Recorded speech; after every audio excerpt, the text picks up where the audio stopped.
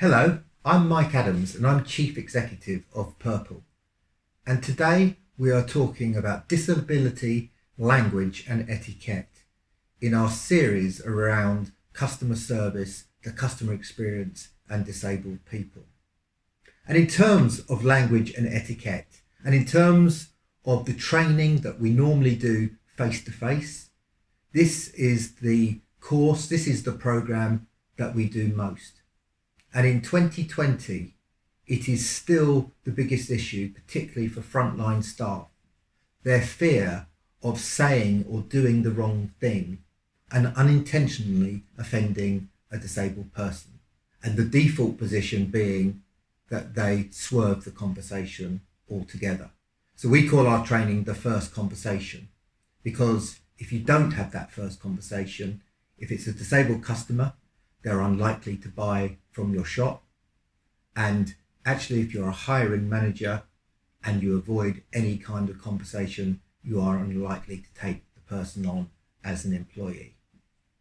And what we're going to do today is just give you a number of hints and tips that you can take back into your working environment when you are supporting your organization or your organization is supporting disabled customers.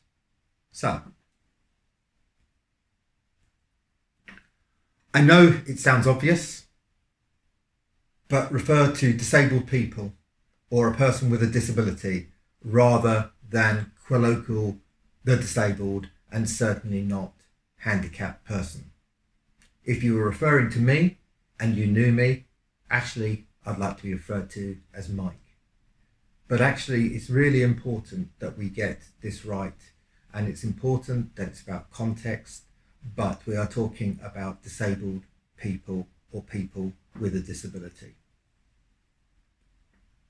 Tip 2, avoid phrases that are loaded like suffers from, which suggests discomfort, constant pain, and a sense of hopelessness.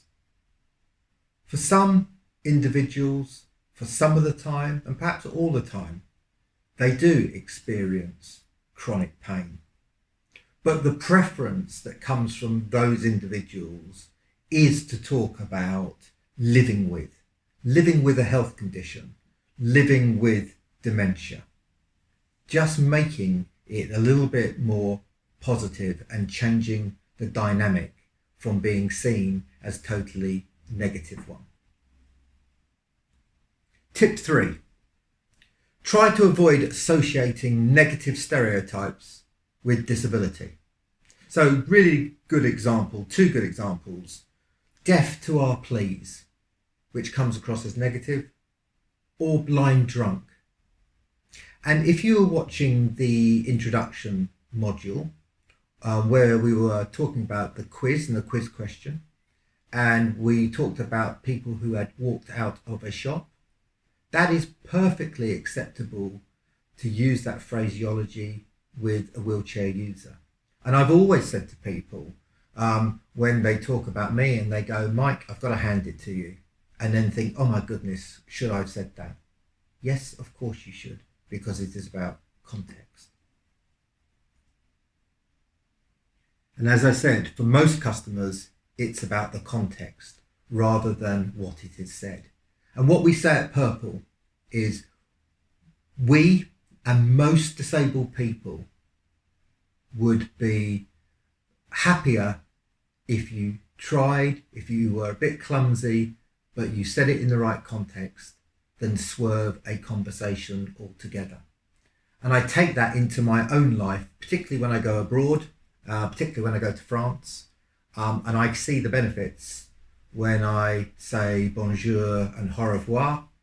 Not a lot else because I can't, but when I try and make a right mess of it, people understand the context in which I am doing it and thank me more than actually if I didn't say anything at all. And for 99% of disabled people, that's how they view it. So tip 4, people with mental health issues. And this is an issue that is absolutely rising And I think very sadly, when we come through this current coronavirus, one of the legacies that it will leave behind is that we will have a population with a higher prevalence of mental health and probably long-term health conditions as well. So it's really important that you recognise and you understand that individuals have a condition and that we don't apply words such as crazy, mad or sad to that condition. Tip 5. People without a disability are generally referred to as non-disabled rather than able-bodied, which was the definition, which was the phraseology that used to be used. And the issue here, and it's a subtle one, but an important one, that able-bodied implies or can be interpreted as something better. So again, we talk about disabled and non-disabled people. And I know some people talk about disabled and not disabled yet people because of the prevalence of disability with age.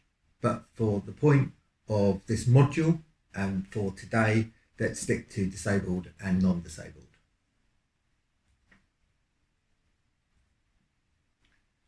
So, tip 6.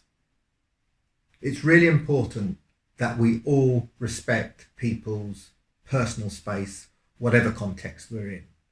So please don't push a person's wheelchair if they haven't asked or you haven't asked, and never lean or hang things from a person's wheelchair because it's convenient.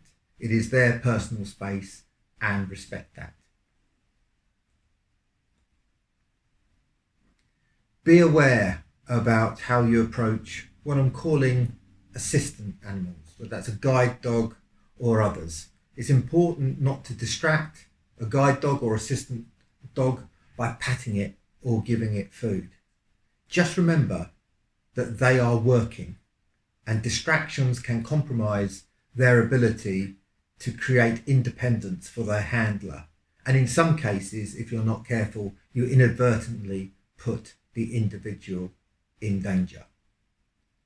And the handler, the disabled person, will absolutely tell you when it's okay for you to give the assistance dog, the guide dog, a pat and a cuddle. But again, be led by the individual and not by your instincts.